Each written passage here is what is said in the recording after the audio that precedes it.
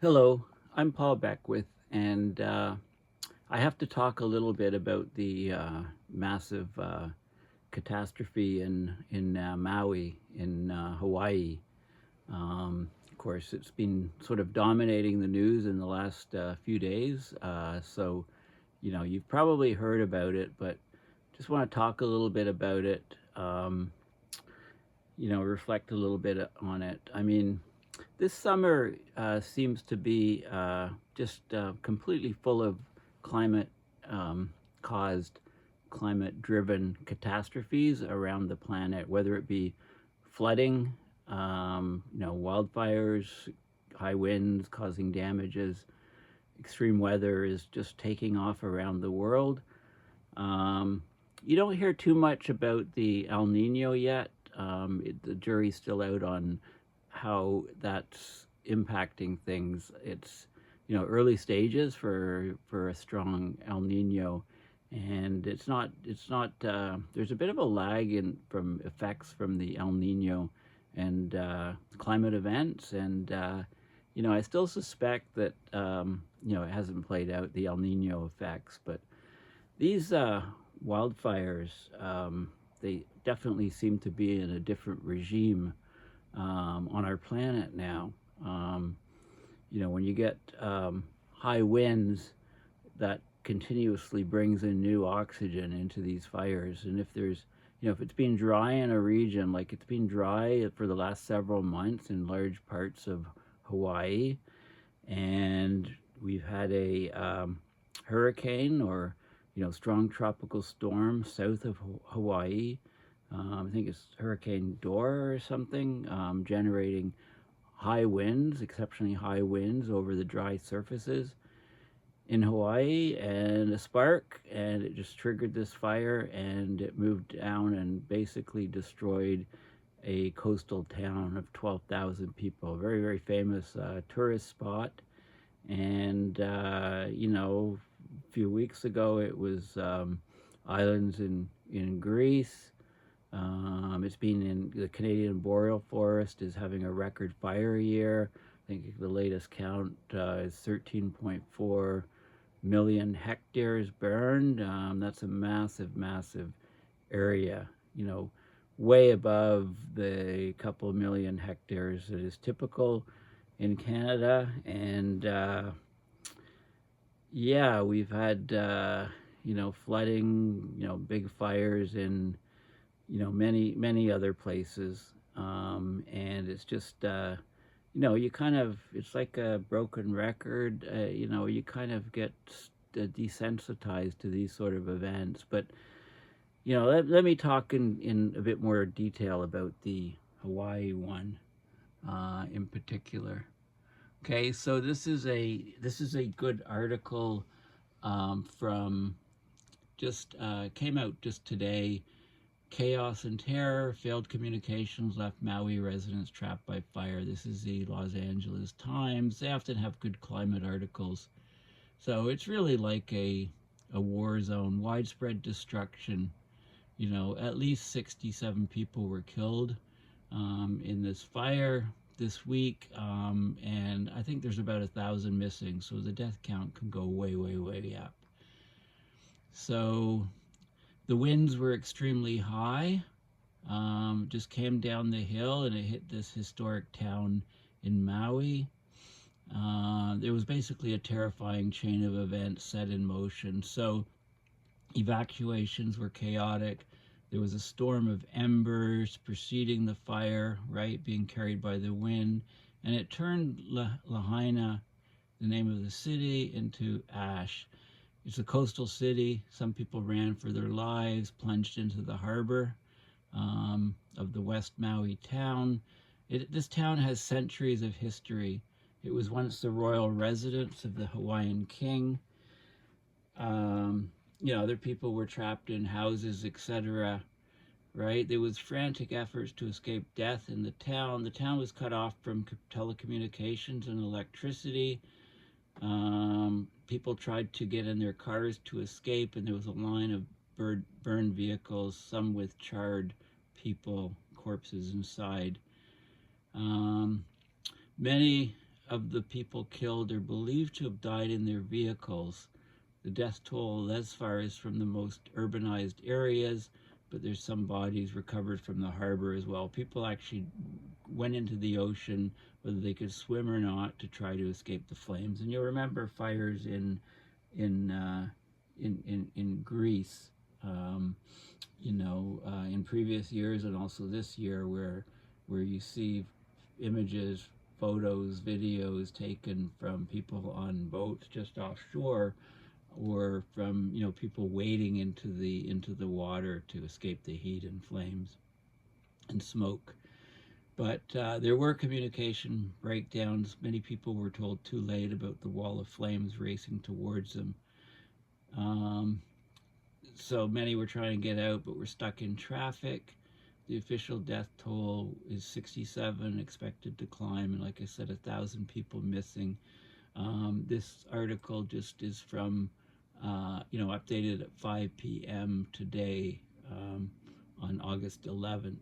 So it's just, it's the very, very latest. So there's a professor of fire science at University of California, Merced. Reports from the area suggest that many people didn't get any notice whatsoever. It was a no-notice evacuation. They just saw the flames and the smoke coming towards them and tried to evacuate. And this was also the case in some of California's deadliest wildfires. Remember the 2018 Camp Fire that destroyed the town of Paradise, 2017 Wine Country fires. No notice often. These fires are operating in a different regime. They're burning much hotter than ask firefighters anywhere. They're some of these fires it's like, get out of the way. You can't do anything with them. Try to drop water from water bombers on them and the water just evaporates.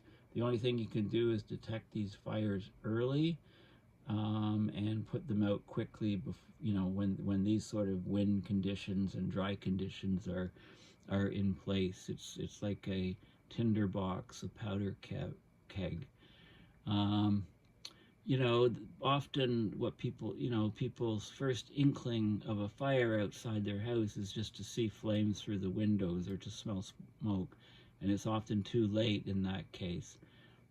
The vast majority of wildfires involving evacuations for most of the 20th century, these fires were slow moving enough so you had several hours or days to evacuate. Now there's no time at all. There's actually an outdoor siren warning system. Sirens exist in Lahaina. Remember when there was a nuclear scare a while ago and people in Hawaii got this message that there were nuclear warheads on the way, and they ran these sirens. Okay, but there were no sirens activated when the fires began a few days ago. The emergency siren system was not triggered. Authorities tried to send messages to people through phone alerts, but phone communication was already down, so people just didn't get the warning. This is, I found this kind of interesting. So you can see the utter devastation. I mean, it's just like a war zone. It's like the whole city is incinerated. But there's a large banyan tree, very famous tree here, behind this charred building and in front of all these other wreckage. And this tree remains standing amid the widespread destruction in Lahaina, Hawaii. It's still there. I mean, it looks like the tree survived. I mean, singed, I'm sure, in lots of places, but it looks like the foliage is still there. And I find this is fascinating. I guess the winds that were blowing the embers, just came and they, rather than go through the dense foliage of the tree, they rose up over it and then carried the embers down on the other side. And there's microclimates under trees, as you know, not just the shade, but the moisture can be held, high moisture content, and so on. So, it's like a microclimate or a separate ecosystem in this region, and that seemed to withstand the fire. And you see this often in other situations. You can also see some trees here with foliage still. Okay, and this is this is noticeable too. This has been noticed in Paradise and in the town of Lytton in British Columbia a couple of years ago, with that when that town was completely devastated. The fire is so fast moving that if you have some moisture in trees, then they can just withstand the fire. I mean, it's flash fire, if you like. It just burns right through, burns everything for the most part, incinerates all the buildings and stuff. But some of the trees are very resilient, and that's very interesting. Should be studied a bit more. Officials, of course, will investigate whether authorities were too quick to lower the sense of alarm after flames first broke out, despite warnings from the National Weather Service of severe fire weather. So there was bulletins on the Maui County Facebook page indicating that the first report of a brush fire in Lahaina came in at 6:37 a.m. Tuesday. Evacuations were ordered within 3 minutes around the intermediate school on the town's northeast edge at the highest elevations. The blaze hit as fire crews were battling another wildfire farther east. So a lot of the crews were already out in a different region battling the fire. So when you get multiple fires, it becomes much more problematic to stop them. The sense of alarm faded about 10 a.m.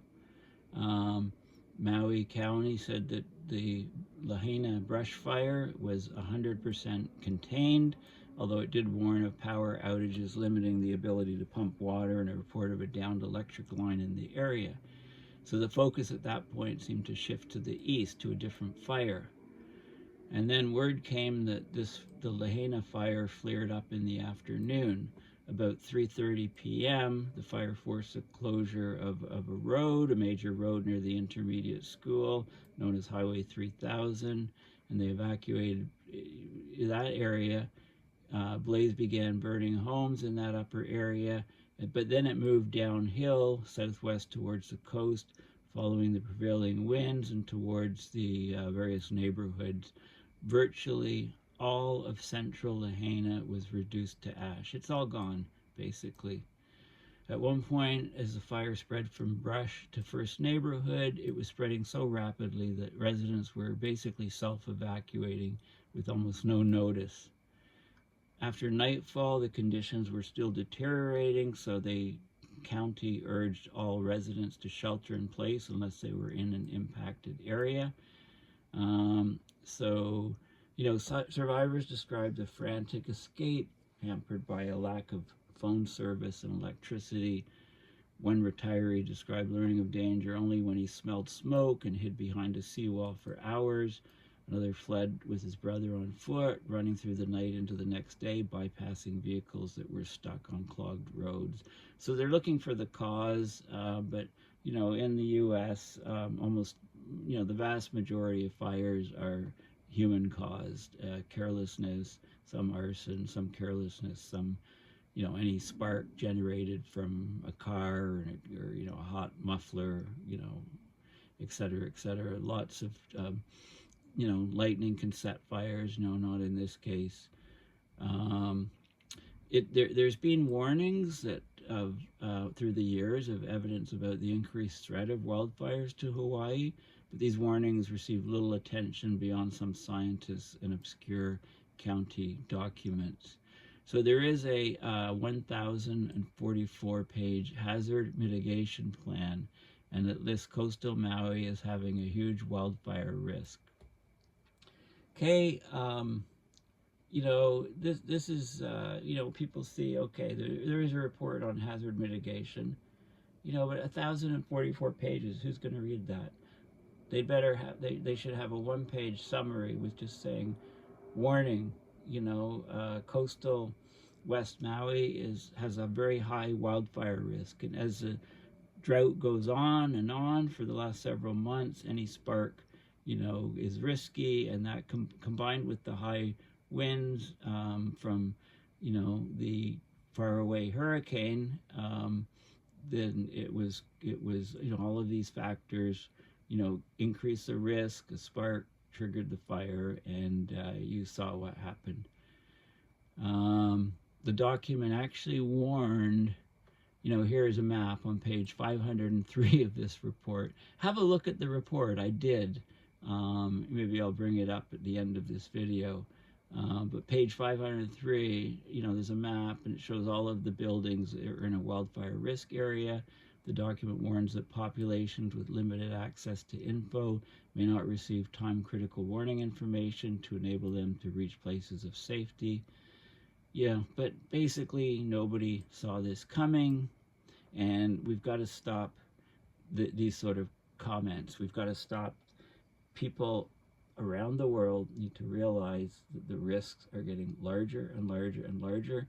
So the idea of a police chief saying nobody saw this coming, in any city, any place in the world, well, why not?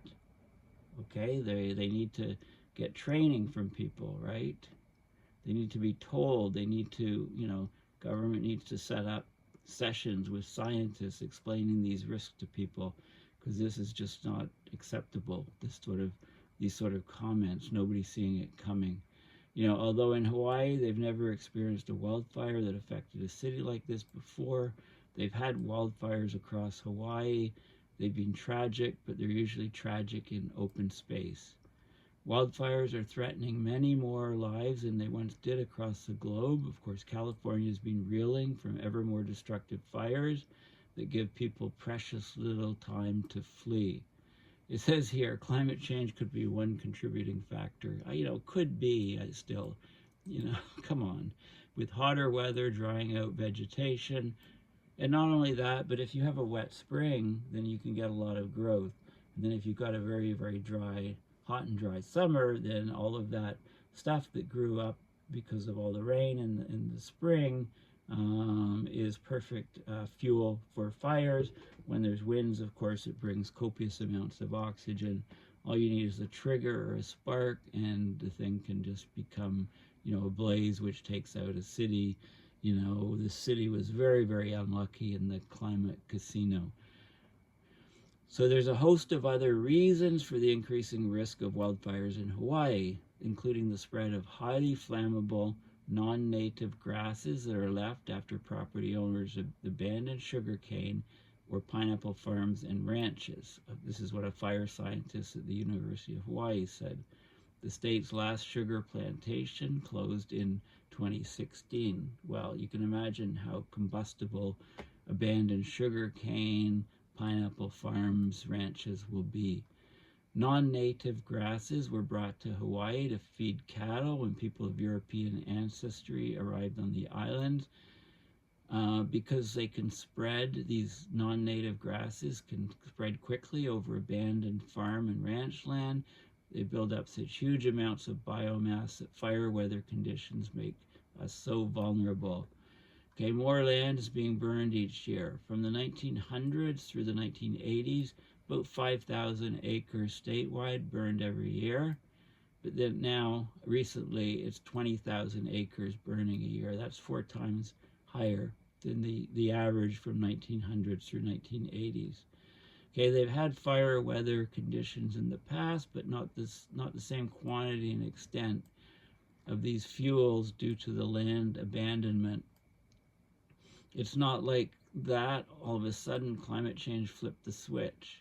Well, the switch got flipped because we really walked away from managing these lands. But, climate change did flip a switch. It seems like a threshold has been flipped in terms of the dryness and the, winds and, all of these different factors, and the basically, these fires operate in different regimes. They can move horrifyingly fast. There are ways to try to reduce the risk, to alleviate the fire fuel factor, working with ranchers to have livestock eat the non-native grasses, reforesting areas, or restoring wetland taro fields to establish fuel breaks. Drought trends are also a factor. As I mentioned previously in these fires, there's an increasing frequency of drought events in Hawaii. They're getting much longer, more severe droughts in Hawaii. And weather whiplash. So this is a term, another term I could have patented or copyrighted, weather whiplash, weather wilding, weather whiplashing, hasn't helped. So last winter brought La Nina conditions, abundant rainfall for Hawaii. Okay, so that meant lots of growth. And, that's transitioned into the El Nino, which often brings heat and wind, and an active hurricane season in the Pacific Ocean normally, but this is just sort of gearing up the El Nino. So I don't think you can attribute it to this fire yet. It probably compounded the risk, but I don't think it's a major factor.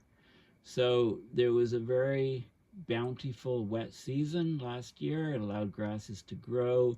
Dry spell desiccated, dried them out. So very high fuel load on fires. More frequent wildfires pose a permanent risk to Hawaii's native forests, and that can cause irreversible changes. So fires are not a natural component of Hawaii's ecosystem, as lightning is also quite rare. So it's mostly human caused. So if there's a bad fire in a forest in Hawaii, the next thing that happens usually is that forest is gone forever. It's immediately replaced by these invasive grasses that are fire prone, so it kind of creates a vicious cycle. Other factors also play a role, like the apparent lack of a backup plan for what is now in California considered a predictable disaster. Strong winds knock out communication and electricity systems ahead of a fire ignition. The power system can even be the source of the ignition, so it leaves little or no warning before a wall of flames bears down on their doorstep. Well, there are such things as batteries. Batteries can go on sirens. So when the power goes out, you can run the siren. Of course, like Paradise, California, and Lytton, British Columbia, Lahaina is especially vulnerable because of a few exit routes. It's hemmed in by the ocean on one side, by Mauna Kalawai, or the West Maui Mountains. There's only 2 routes out of town along the coast. Both became jammed. One way was closed because 29 power poles were down and still energized. The other route is so narrow, it's only 1 lane in most places. So basically no exit routes, no plan in the town that could allow people to get out very quickly. It just wasn't going to happen. The geographic orientation puts it at significant risk, right? High pressure systems to the northeast, low pressure from Hurricane Dora far to the southwest. So the wind flows from high pressure to low pressure. So once the fire ignited, Lahaina was arguably in the worst possible situation. Now, the potential for high fire danger was anticipated by the NWS, the National Weather Service. 4 days before the fires broke out, the Weather Service in Honolulu warned of high fire danger. 2 days before the fire, they published an animation showing how damaging winds and fire weather were expected Monday through Wednesday.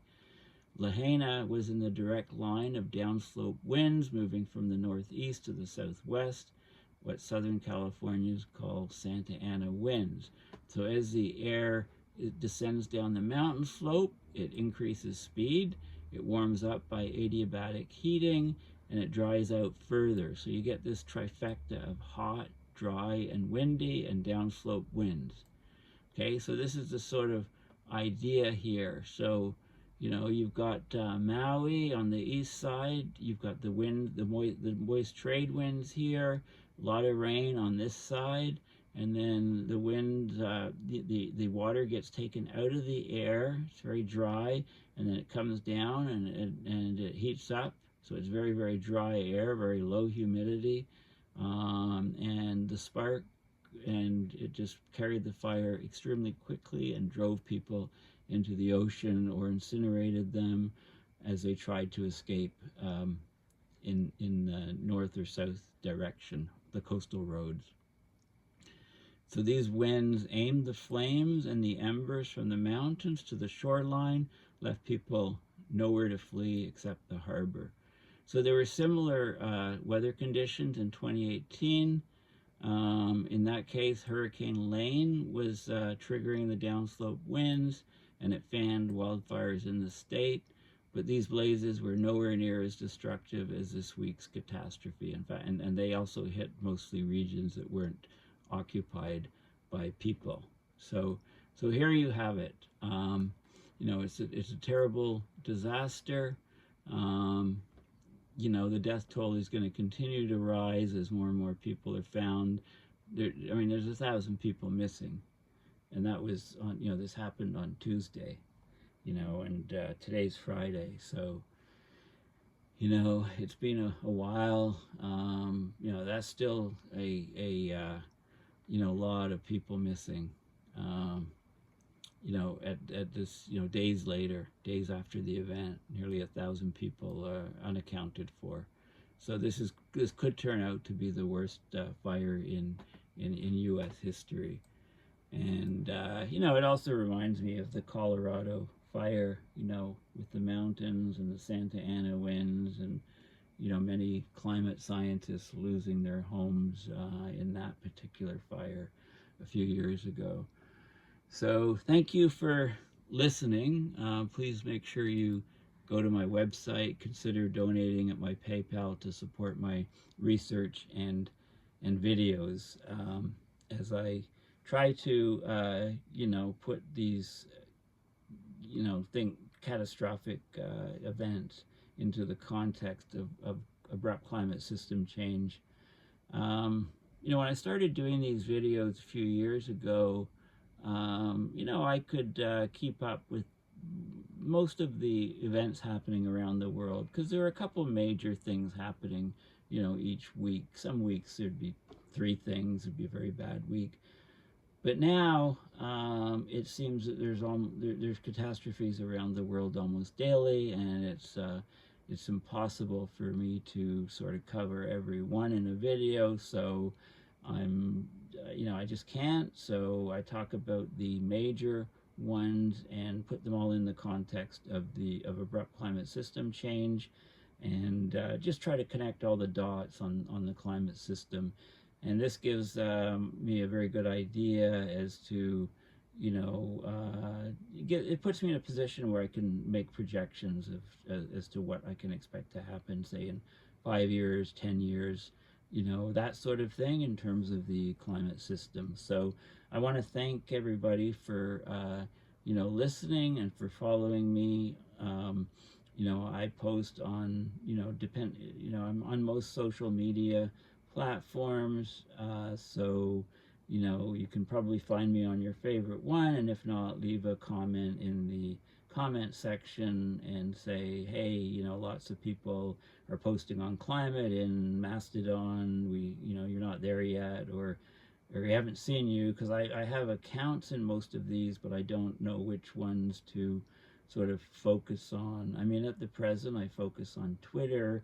I post stuff to Facebook, my pages, some of the major pages on climate, LinkedIn, and Instagram, and Reddit on the Reddit/climate subreddit. And also, I did a TikTok video a while back. My youngest son said, "Dad, don't post anything on TikTok." I haven't since, but not because of that comment. I just haven't, Mastodon, and I have a True Social account, and I just haven't posted on there yet. That should be an interesting experiment to try that. I'm very, very willing to try lots of different experiments with social media to try to get these messages out to more people. So once again, thank you for listening, and we'll chat soon. Bye for now.